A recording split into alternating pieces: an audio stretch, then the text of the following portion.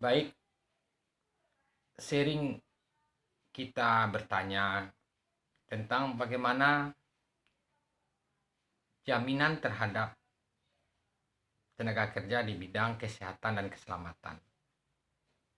Nah, salah satu pendekatan akademis terkait tentang jaminan tersebut adalah namanya higienis dan sanitasi industri. Bahasan yang pertama itu adalah ruang lingkupnya apa? Ruang lingkup dari HSI itu apa? Ini penting kita ketahui supaya dia lebih fokus pada kajiannya, jelas pada tujuannya, dan tidak berbenturan dengan pendekatan-pendekatan akademik lain. Calon ahli ketiga memang harus menguasai tentang higien sanitasi industri.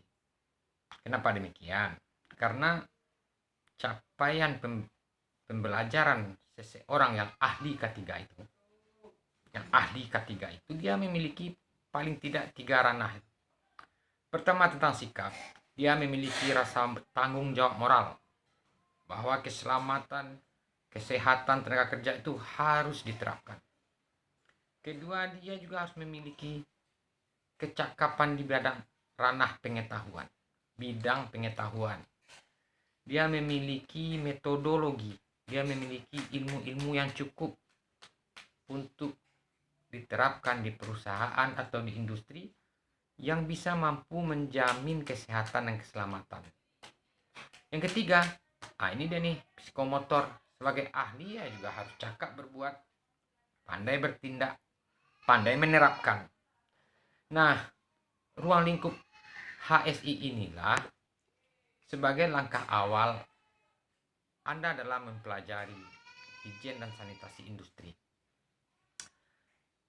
Jadi hal yang menarik di higien sanitasi ini adalah kajian teknisnya itu di bidang apakah kira-kira?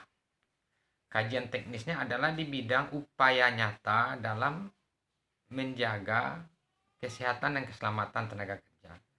Higienisnya terjaga, kesehatannya, dan dia juga selamat.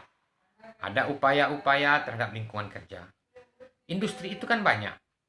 Tuh. Jadi yang secara umum, industri itu harus kita ketahui metodenya.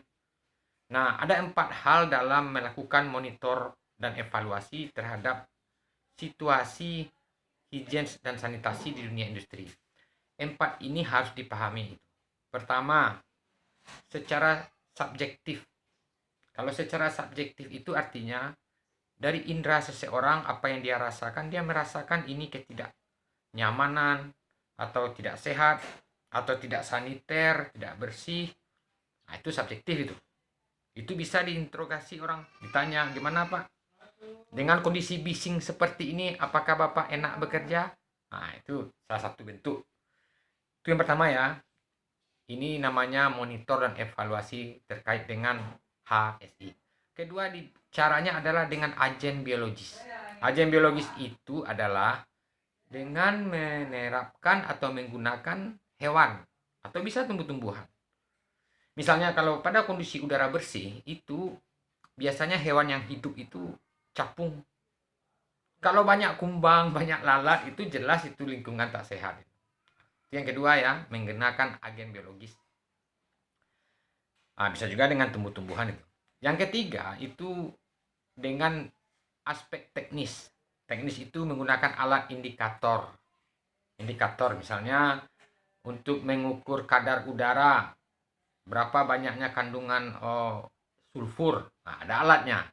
Kalau hidup lampu hijau berarti alat udara tercemar. Nah, itu yang ketiga. Yang keempat, melalui uji labor. Penggunaan sampel. Ambil air limbah tadi, atau air yang ada di lingkungan kerja. Nah, lalu diuji di laboratorium. Jadi Anda ingatlah ruang lingkup higien sanitasi itu terkait 4 hal tadi. Kemudian yang perlu dipahami lagi bahwa industri apapun secara umum tetap menerapkan 4 hal tadi.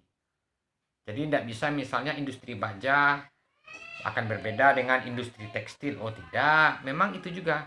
Dan kemudian HSI ini tidak hanya untuk tenaga kerja. Tidak untuk tenaga kerja. Tidak untuk tenaga kerja saja. Artinya apa? Ya lingkungan luar juga. Masyarakat di sekitar juga. Aspek lingkungan seperti udara, air, tanah yang ada di luar industri juga. Itu juga tanggung jawab industri. Kira-kira tentang ruang lingkup higien sanitasi industri. Secara pokok, secara dasar, secara arahan ya itulah kira-kira. Semoga kalian bisa menambah ilmu ke depan. Nah, untuk langkah-langkah berikutnya. Ini saja dulu. Assalamualaikum warahmatullahi wabarakatuh.